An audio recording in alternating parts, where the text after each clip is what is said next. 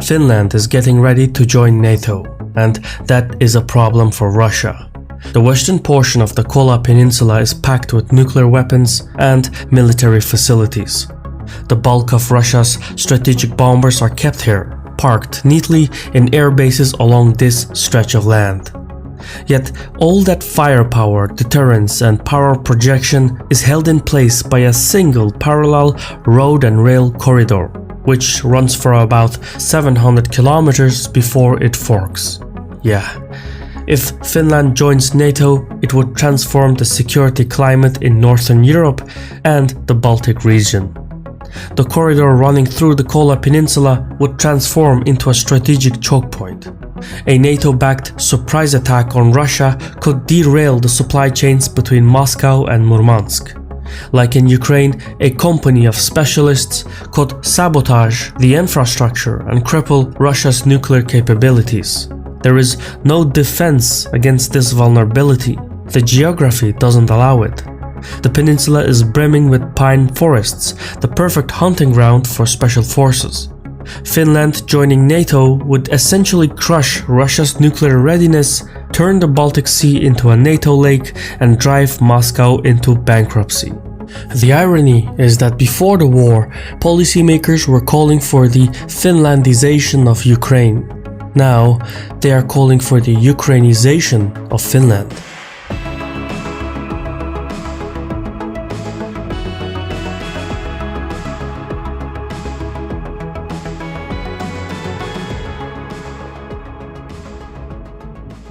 Today's video is sponsored by Masterworks. There is a lot ongoing in the world. A poll by Pew Research Center shows that most Americans see inflation as the biggest issue facing the country, far exceeding other concerns. Parallel punishment is what the experts call it when inflation and global crisis strike at the same time. But amid chaos, there is also opportunity. The global fintech market is expected to grow by 20% over the next 4 years. There's a ton of innovation in this space. My personal fintech platform is Masterworks, which offers a unique asset, contemporary art.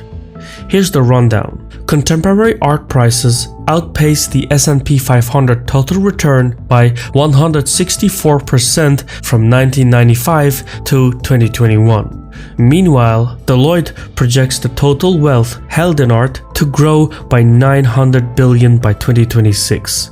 Using Masterworks, retail investors like myself can own a slice of Banksy and Picasso, whose paintings have sold with over 30% net internal rate of return to their investors. Now, past performance is no guarantee for future results, but 30% is pretty impressive.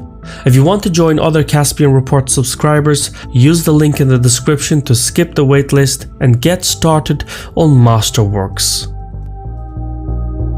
The Finnish-Russian relationship is a product of history. In 1809, the polity, now known as Finland, was carved out of conquered Swedish territory by the Russian Empire. Tsarist rule subjected the territory to repression and forced assimilation, and it wasn't until the Russian Revolution of 1917 that Finland broke off to become fully independent. Helsinki maintained stable relations with Soviet Russia throughout the 1920s, yet Joseph Stalin, a realist geopolitical thinker, saw Finland as merely a buffer that shielded Imperial Russia. And after consolidating his leadership in the late 1930s, he sought to take it back. What followed were 3 distinct armed conflicts that shaped Finland to its core. The first was the Winter War of late 1939.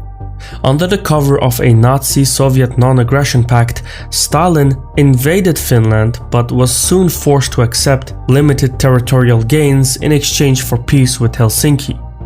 Later, when Nazi Germany invaded Soviet Russia in 1941, Finland joined the attack, recovering its territories, gaining new ones in East Karelia, and facilitating the siege of Leningrad. Eventually though, the tide turned against Berlin. and Helsinki and Moscow agreed to peace on condition that Finland concede Petsamo and denazify its territory. Thereafter, the Finns expelled Germany in what became known as the Lapland War.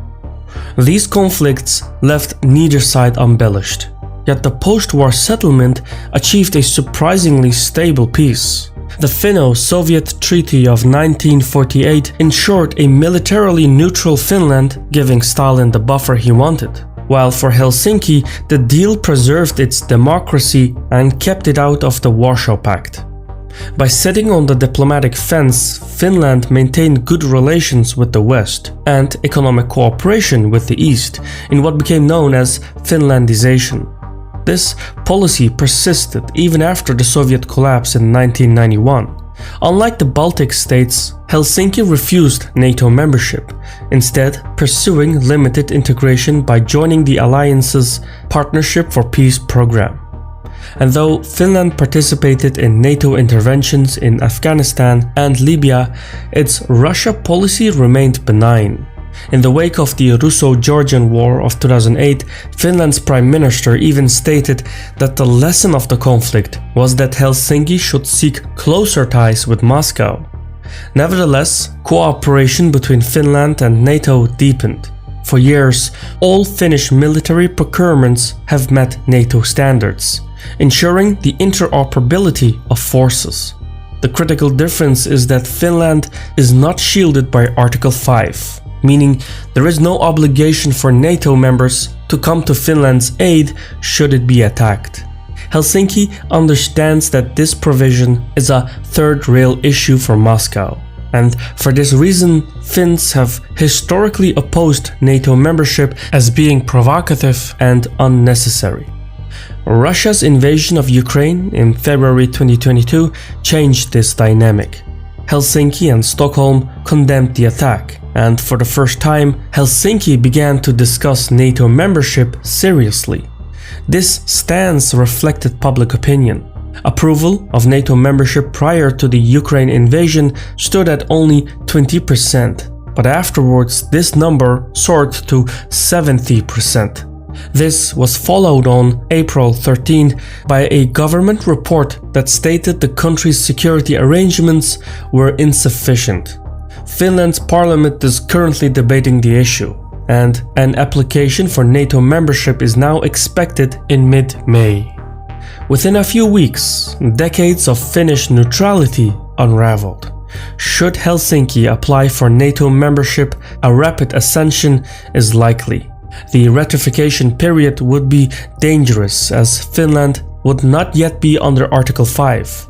Washington has therefore offered support to Helsinki during the transition period. German Chancellor Olaf Scholz has supported the move, while NATO's former Secretary General has said that Finland's membership could be approved overnight at the alliance's headquarters. That said, not everyone is thrilled to welcome Sweden and Finland into NATO. Croatia, Hungary, and Greece are some of the nations that could veto NATO expansion. However, the biggest obstacle comes from Turkey, NATO's southern front. Finland and Sweden are major sponsors of the YPG and the PYD, whose parent organization is the infamous PKK. Hundreds of millions of dollars of Finnish and Swedish taxpayer money is directly and indirectly sent to groups that seek to harm Turkey's population. This self-defeating relationship is the work of special lobbying groups within Finland and Sweden, but it bears no geopolitical value for Stockholm or Helsinki. Without much hassle, they could drop the PKK relationship and reassure Turkey. So some last-minute horse trading is necessary to reach a consensus within NATO. In any event, most are expecting Finland to be offered NATO membership before the alliance's Madrid conference in June. Excitement for Finnish membership is not solely due to its proximity to Russia. Finland packs a heavy punch, and unlike some NATO members, it would be a contributor to the alliance, not just a user. The country's intelligence capabilities are substantial, and its armed forces are bolstered by mandatory national service. Helsinki can raise 280,000 troops and 900,000 reserves out of a population of 5.6 million, making it one of the largest militaries relative to size.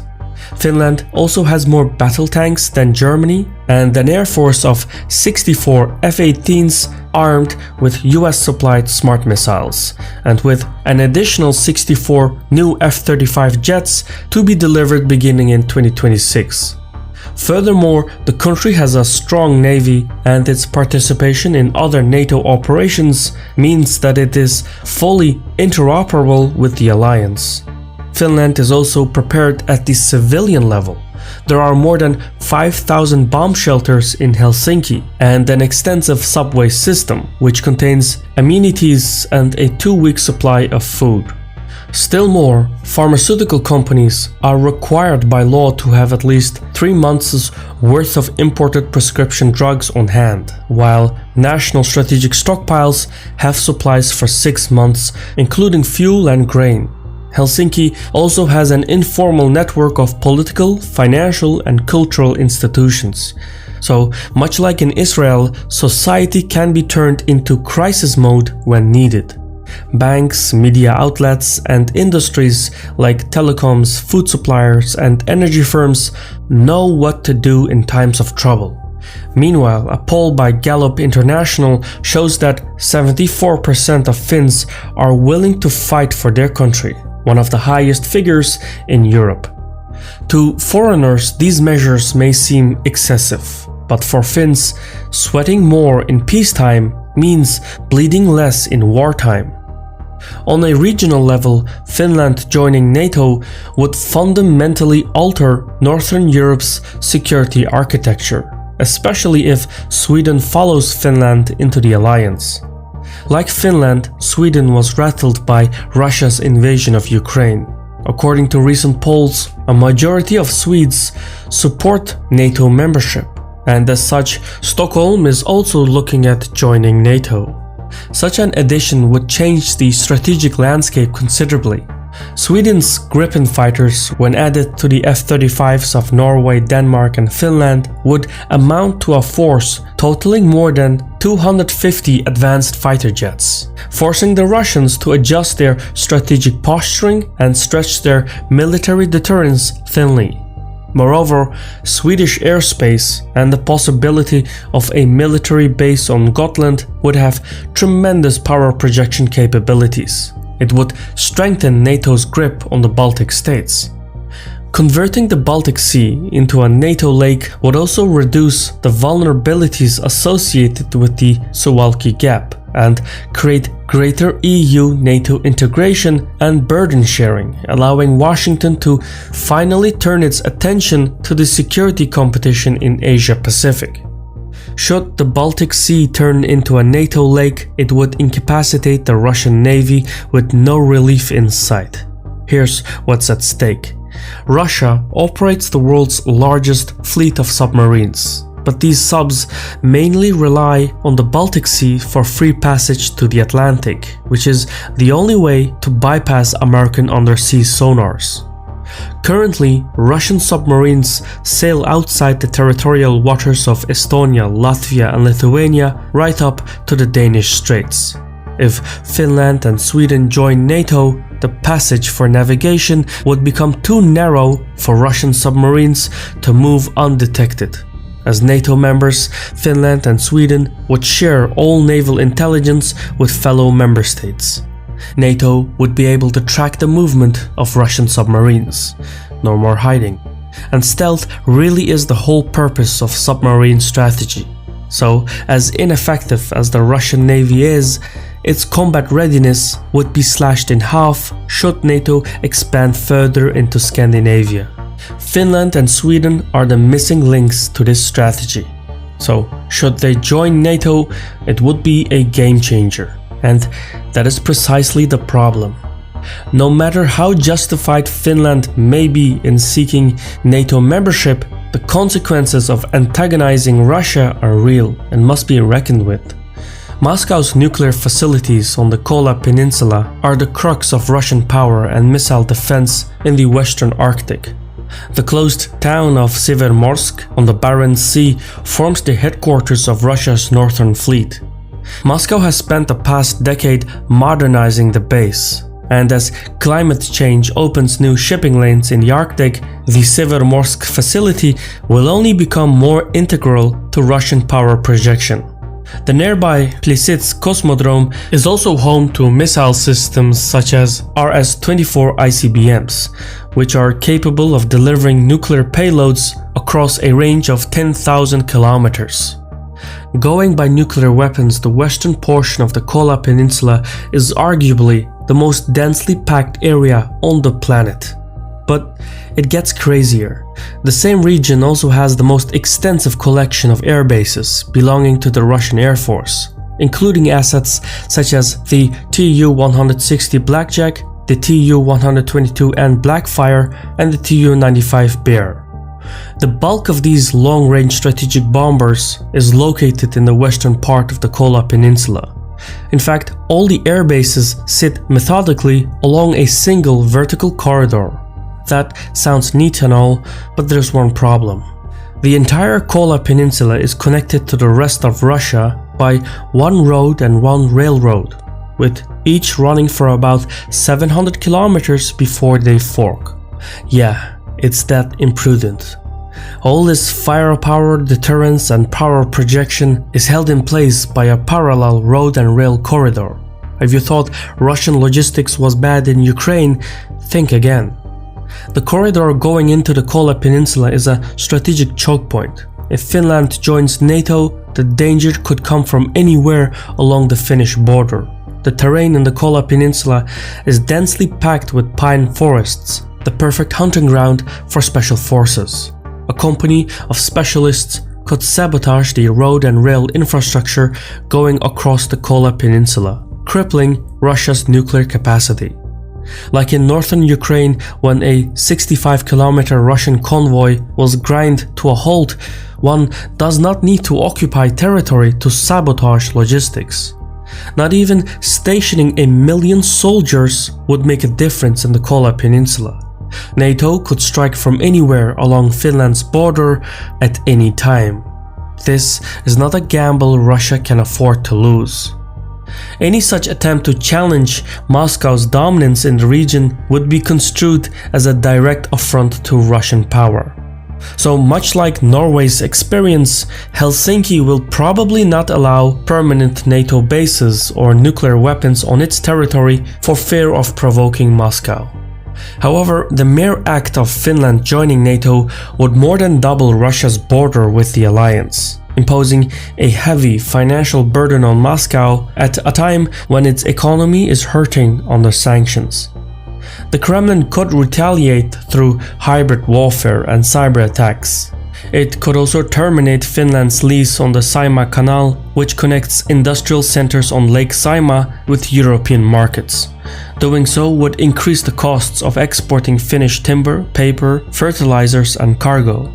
But these maneuvers are unlikely to stop Helsinki from joining NATO. Ultimately though, in a conflict scenario, Moscow's fallback would be the nuclear option.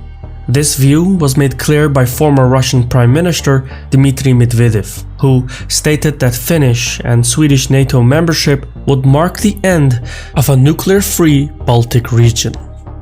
For the moment though, the main front is the propaganda war. Official pronouncements have played up the chances of conflict, with Finland being a flashpoint for World War III. Should Russo-Finnish relations deteriorate further, Putin may seek to draw upon Finland's collaboration with Nazi Germany during World War II. Doing so would bolster his propaganda narrative that the objective of the current conflict is to denazify Russia's frontiers. But this would do little to change the situation on the ground.